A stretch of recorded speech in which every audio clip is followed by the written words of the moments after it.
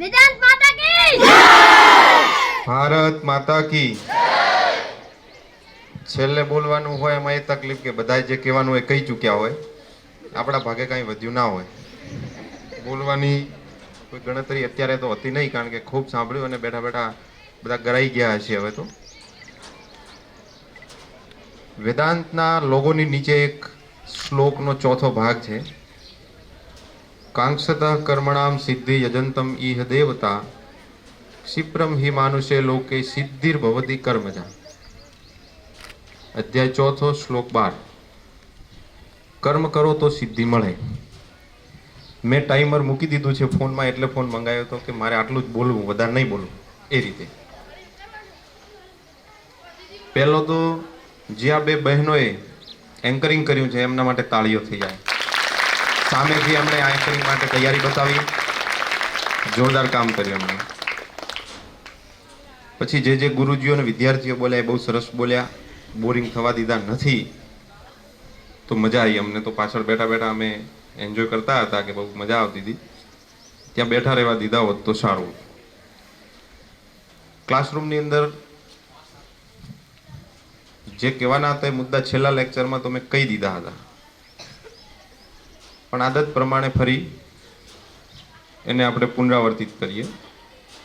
અહીંયાથી ગુરુજીએ ભારે ભરખમ શબ્દો આપ્યા છે. ગભરાવું નહીં, પરીક્ષા સરળ રહેશે. ઘણીવાર એમ થાય કે કોને કહીએ છીએ, મને તો કોઈ ગભરાતા હોય એવા દેખાતા નથી. આંકડા ઉપર બેઠા લહેર મારી છે, અને અહીંયા આગળ છાંયે બેઠા હોઈએ તો સામે સામે ગણમણાટ ચાલતો હોય. હોસ્ટેલના રૂમમાં વાંચતા હોય તો ગૌદડા ઉપર આડે પડ્યા હોય. આમને પરીક્ષાની ગભરાહટ ના હોય, પણ જે 5% ગભરાહટ છે એ ન રાખે એના માટે આ શબ્દો જરૂરી હતા. અને આવા બધા શબ્દો કહેવાય પડે, સારું લાગે. 2 વાતો 3 વાતો મને યાદ આવે છે, સાચી સ્ટોરીઓ છે, તમને ગમશે. આજે ભાઈ આવ્યો નથી, જયદીપને ઘણા ઓળખે છે, જે ડોક્ટર છે.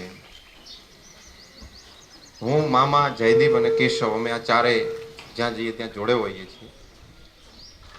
લોહીના સંબંધો છે અને મિત્રો પણ એ જ છે. એ જયદીપ સાથે એક વિદ્યાર્થી ભણતો હતો, નામ નથી આપવાનું કારણ કે ઓળખે છે અહીંયા ઘણા બધા. પાલનપુરમાં ભણતો હતો, ફલાણી સ્કૂલમાં. જ્યારે બોર્ડની પરીક્ષા માથા ઉપર હતી, ગણી લો કે હવે તમારી પરીક્ષા છે એટલા જ દિવસ આડા હતા, અને એ છોકરાના પિતાજી એટલી ચિંતામાં કે એને મળવા માટે સ્પેશિયલ ત્યાં આવેલા. એણે એના કેલ્ક્યુલેટરને તોડીને અંદર કાપલીઓ ભરાયેલી કે કાંઈ કરતા હું પાસ થઉં. એ વખતે હું પાલનપુર એન્જિનિયરિંગ કોલેજમાં મેં આ નજરે જોયેલું દ્રશ્ય.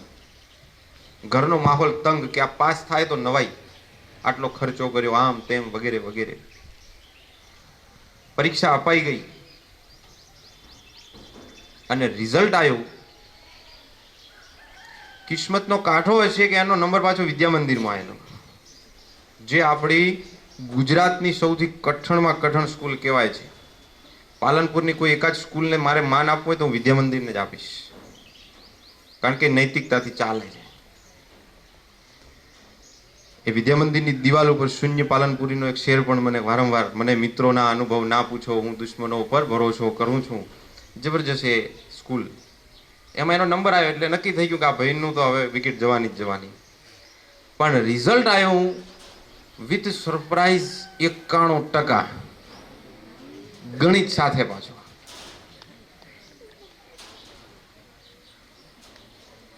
અત્યારે ભાઈ શું કરે છે તમને જાણવાની ઈચ્છા હોય તો કહું.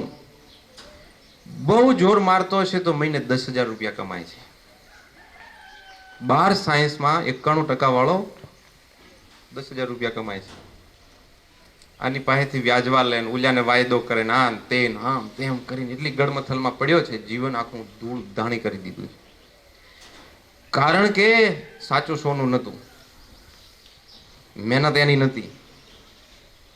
અભિજાત હોય છે. આપણી ઓફિસ કરતા નાના રૂમની અંદર અબ્દુલ કલામનો પરિવાર રહેતો હતો. ઉગદાડો વાંચજો. પણ અભિજાત સાચો સોનો હતો, રાષ્ટ્રપતિ બન્યા. અને હું એમને રાષ્ટ્રપતિ તરીકે પ્રેમ નથી કરતો, એ આપણા મિસાઇલ મેન છે અને રોજ ભગવદ્ ગીતાનું વાંચન કરતા. બીજી વાત, આ વાત લગભગ 2007-8 એ બી વખતે મારો આ દોર ચાલતો હતો માધ્યમિક સ્કૂલનો. દિલ્હીની એક ઘટના બનેલી. એ વખતે નવા મોબાઈલ ફોન આવેલા. મામાને ત્યારે મોબાઈલની દુકાન હતી અને ત્યારે વિડીયો રેકોર્ડિંગ વાળા ફોન આવેલા. 12મા ધોરણનો એક છોકરો અને એક છોકરી મિત્રતામાં આવી ગયેલા અને એમણે એવા મિત્રતાના સંબંધમાં ગયેલા કે એની જાહેર મંચથી વાત ના કહેવાય એવી ક્ષણોમાં એ હતા. ને એ વખતે પેલા છોકરાએ આનું રેકોર્ડિંગ કરેલું. સમજી જાઓ તમે, કોઈ નાના નથી.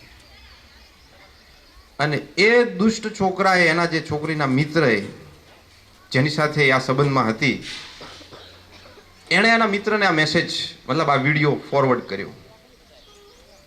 કહીને કે કોઈ મૂકતો નહીં, ખાલી તને જ મૂકું છું. અને લગભગ દરેકને આવો એક પર્સનલ હોય જ. તો કોઈને કહીશ નહીં, હું તને કહું છું. તો કોઈને ન કહેતો આખા વિસ્તારને ખબર હોય ને આપણને એમ કે આપણને એકને જ ખબર છે. અને જોતામાં આ વિડીયો ફેલાઈ ગયો. પણ ત્યારે આવો એન્ડ્રોઈડ ફોન ને આવો સોશિયલ મીડિયાનો ટાઈમ નહીં. દિલ્હીની એક કુખ્યાત બજારની અંદર કોઈએ આ વિડીયોની સીડી બનાવી.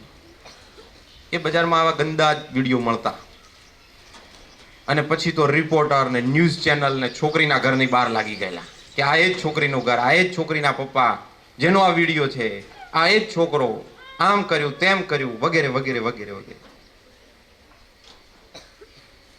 એના પિતાએ દીકરીને વિદેશમાં મૂકી દીધી કે કાંઈ કરતા આ બધું શાંત થાય તો. પણ દીકરીને વિદેશમાં મૂકી અને બીજા દિવસે પિતાએ આત્મહત્યા કરી નાખી. કોઈ કૂતરાને પકડીને દૂર મૂકી આવું. અરે જા બબુ તું જા. એ બબુ આવડો જ હતો, હજી બબુ છે મારા સામે જ રહેતો. દેવગઢ બારિયા એક સ્કૂલ છે ને ત્યાં આગળ અમારા ભત્રીજો છે અને સરપંચ ને બધા સાથે ગયેલા. બધા કૂતરો 3-4 સામે બધા બીવાતા હતા. અલ્પેશને કે તું આગળ થાત. બધો કૂતરાને રમાડતો લઈને ગયો. બધા બહતો હતો. કૂતરા માસ્ટરે હોય અમુક લોકો તારા જેવા. ઓળખે કે ભાઈ આપણા મેળનો જ છે. ગંભીર વાતોમાંથી હળવી વાતો કૂતરે લાવી દીધા આપણને. બેનો ખાસ યાદ રાખો કે તમારું શરીર છે ને એ સોનું છે, પુરુષોનું શરીર લોખંડ છે. કેટલી આસાનીથી એ છોકરીઓ કોઈના હવાલે પોતાના શરીરને કરી દીધું. એક હોર્મોન્સના એટેકના કારણે. આ ઉંમરમાં સહજ છે કોઈ ગમી જાય અને તરત જ એને તાબે થઈ જવાનું. કોઈ વિચાર નહીં કરવાનો કે સાચો પ્રેમ શું હોય, તમને ખબર બી નથી. એટલા માટે નૈતિકતા અને વિવેક હોવા જરૂરી છે. એક અભિજાત નતો અને બીજાનામાં નૈતિકતા નથી. સફળતા એવી વસ્તુ નથી કે તમને એમ કે 12 સાયન્સમાં આટલા ટકા લાવી દેશું. કેટલા આઈપીએસ ને આઈએસ અધિકારીઓ મને નામ સાથે યાદ છે કે જેમણે આ ક્લાસ 1 જોબ મેળવ્યા પછી સુસાઇડ કરેલા છે, કારણ કે બોજ સહન નથી કરી શકતા. એક 45 યરનો છે, હજી સુધી લગ્ન નથી કર્યા. લગ્ન કરવાની ઈચ્છા નથી એવું નહીં, કોઈના પ્રેમ સંબંધમાં આવી ગયા અને પછી રિજેક્શન મળ્યું તો બસ દેવદાસ બની ગયા. અરે છોડો યાર, શું થઈ ગયું એમાં? અને જીવનમાં એકાદ રિજેક્શન ફેલિયર મળે એ સારી વાત છે. પગ જમીન ઉપર રહે, બહુ હવાતીઓ ના મારતા રહીએ, હવામાં ના ઉડીએ. નહીં તો પોતાને બધા ફિલ્મ જોતા પોતાને હીરો કમ્પેર કરી લે ને ઓલાને હિરોઈન કમ્પેર કરી લે. બસ આ જ ચાલી રહ્યું છે. દુનિયા આટલી જ છે. આના માટે જ અવતાર મળ્યો છે આપણો. આ તો કૂતરા કૂતરીઓ કરે છે. શું ફરક છે તમારા મને એમના? કેટલો વિવેક અને કેટલો બુદ્ધિનો ઉપયોગ કરી રહ્યા છો આપણે કે ગમે તેને તાબે થઈ જવાનું, ગમે તેને. કારણ કે હવે કોલેજમાં જવાનું છે, માહોલ અહીંના કરતા થોડો હળવો મળવાનો છે. અહીંયા સ્ટ્રિક્ટ વાતાવરણની અંદર પણ જો તમે હાથમાંથી જતા રહેતા હો તો ત્યાં તો ખુલ્લો દોર છે, રેઢા ઢોરના જેમ, હરાળી ગાયના જેમ. તો એક આ વસ્તુ યાદ કરવાની છે, માતા પિતાનો ચહેરો યાદ કરવાનો છે. જીવનમાં લેટ ઇટ ગો કરતા શીખો, જતો કરતા શીખો. બની શકે કે તમે આ પરીક્ષા આપ્યા પછી ધાર્યું પરિણામ ના મળે, એ રિજેક્શન માટે તૈયાર રહો. જેનું યોગદાન જીવનમાં રહ્યું હોય, ગુરુજી હોય, માતા પિતા હોય, ભાઈ હોય, મિત્ર હોય, કોઈ બી હોય, એના હંમેશા આભારી રહો. એમની સામા ના બોલો.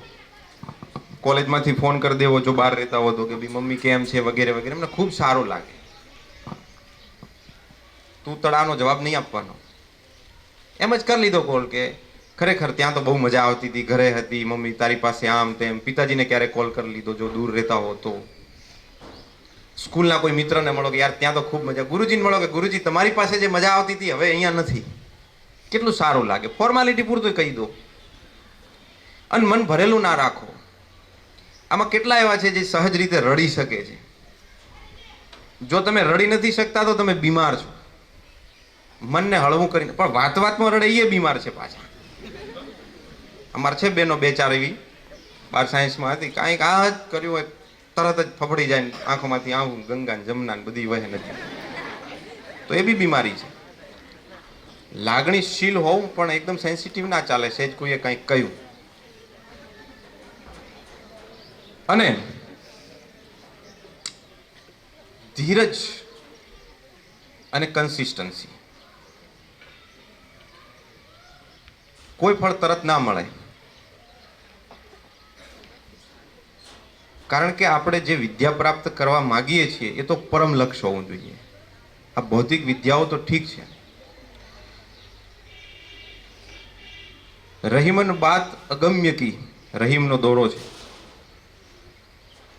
રહીમન બાત અગમ્ય કી, કહત સુન કી નાહી. આ અગમ્યની વાત છે, કેવા સાંભળવાની વાત નથી. જો જાનત હે વો કહત નાહી, ઓર જો કહત હે વો જાનત નાહી. જેણે જ્ઞાન પ્રાપ્ત કરી લીધું છે હવે કહી શકે એમ નથી, એવું છે એ. અને જે કહી રહ્યા છે એમણે ખરેખર જાણ્યું નથી. જ્યારે ભગવાન બુદ્ધને બોધ થઈ ગયો ત્યારે 7 દિવસ સુધી એ મૌન થઈ ગયા હતા. કોઈએ કહ્યું કે કંઈક બોલો.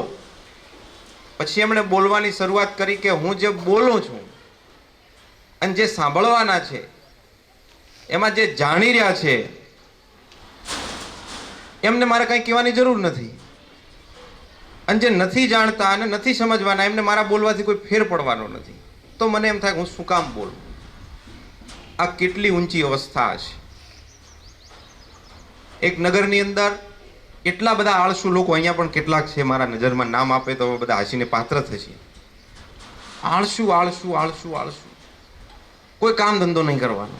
રાજાને જઈને રજૂઆત કરી કે ભાઈ અમને તમે એવું કંઈક કરી આપો કે અમારે કોઈ કામ ન કરવું પડે, બસ પડ્યા રહીએ. રાજા એક આશ્રમ બનાવી આપ્યો. બધા પડ્યા રહે, ખાય પીએ ને હુઈ જાય, ખાય પીએ ને હુઈ જાય. એક દિવસ પ્રધાનને કહ્યું કે ભાઈ તમે જઈને આવું કરો. શું? અગ્નિ લગાવી દીધી. જેવી આગ લાગી એવા બધા દોડા દોડ આમથી આમ આળસુ લોકો. અગ્નિ લાગી એટલે ભાગ્યા. 2 જણા પડ્યા રહ્યા. એક જણો બીજાને કહે છે કંઈક આ બાજુ કે ગરમી જેવું લાગે છે કે પીઠ તરફ. તો બોલ્યો કે એમાં શું પીઠ ફેરવી દે. રાજાએ કહ્યું કે આ 2 જણને અહીંયા રહેવા દો, બાકીના બધા ગેટ આઉટ. કારણ કે બીજા એવા હતા કે જેમને કામ કરાવી શકાય એવી સ્થિતિ હજી છે, પણ આ 2 એવા છે જેમણે સંવેદના જ ગુમાવી દીધી છે. આગ લાગી ત્યારે દોડ્યા. શું તમે કોઈ આગ લાગશે ત્યારે દોડશો? કોઈ એવી આગ લાગવાનો ઇંતજાર કેમ? અત્યારે આગ લગાડો કે મારે સફળ થવું છે. એટલા આળસુ ના થાઓ. 2 જણ વૃક્ષ નીચે પડ્યા હતા અને ઉપરથી બોર પડ્યું એટલે ઓલ્યો એક વટે માર્ગુ જતો હતો ને પડ્યો કે ભાઈ આ બોર ખવડાય ને મને. હવે કે તું નથી લઈને ખાઈ શકતો? તો ઓલો બાજુવાળો કે એ તો એટલો આળસુ છે કે હમણાં કૂતરું એનું મોઢું ચાટતું હતું તોય મને કહેતો હતો કે તું ભગાય. ખરેખર આસમાની વાત છે, પણ આમાં બોધ ઊંડો છે ને. બીજા ઉપર કામ થોપી દેવું, ઘરમાં તમારું વર્તન વગેરે વગેરે વગેરે. એટલે આપણે બાહ્ય કપડાથી ત્યાં જેટલા સાફ સુથરા સ્વસ્થ લાગીએ એટલા છીએ નહીં. એના માટે ગમતી પ્રવૃત્તિ કરતા રહો. કસરત કરવા જાઓ, સવારે વહેલા ઉઠો, દોડો. તમે ચાહો તો કોઈ પુસ્તક વાંચો, તબલા શીખો, બેન્જો વગાડો, ગીત ગાઓ, ડાન્સ કરો. એકલા નીકળી પડો. જોડે ફોન હોય તો સ્વિચ ઓફ કરી નાખો. એકલા ખુદને ટાઈમ આપો. વિડીયોગ્રાફી, ફોટોગ્રાફી, એડિટિંગ, દુનિયામાં કેટલું કેટલું છે. મારે ને ઇકબાલભાઈને મેળ બહુ ઓછો છે, પણ હું ઇકબાલભાઈની ફોટોગ્રાફી પહેલી વાર જોઈ હું દીવાનો થઈ ગયો, કારણ કે ફોટોગ્રાફી મારો બહુ પસંદીદા વિષય છે. મામાને જાણે છે કે મારું એડિટિંગનું કામ ને બધું કેવું છે. અને ઇકબાલભાઈ ઉપરની અડધી રીત તો શાહબુદ્દીન રાઠોડનો ફોટો જોઈને ઉતરી ગઈ મારી, જેમને મારા હું પ્રેરણા સ્ત્રોત માનું છું. કાયમી ક્લાસમાં એમની કેટલી વાતો કહેતો છું. જે કે ફટ લઈને એક જોક્સ કહો કે એક ડોશીમાં નાનપણમાં ગુજરી ગયા.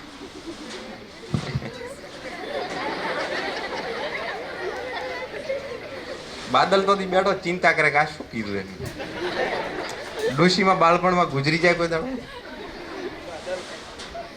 એમણે કહ્યું કે અમારે જ્યારે વિદેશ યાત્રાએ જવાનું હતું ત્યારે બારી ઉપર ઉભા રહ્યા કે તમારું કામ શું હતું, કે જોક્સ આપવાનું હતું, કે અમને એક સંભળાવો.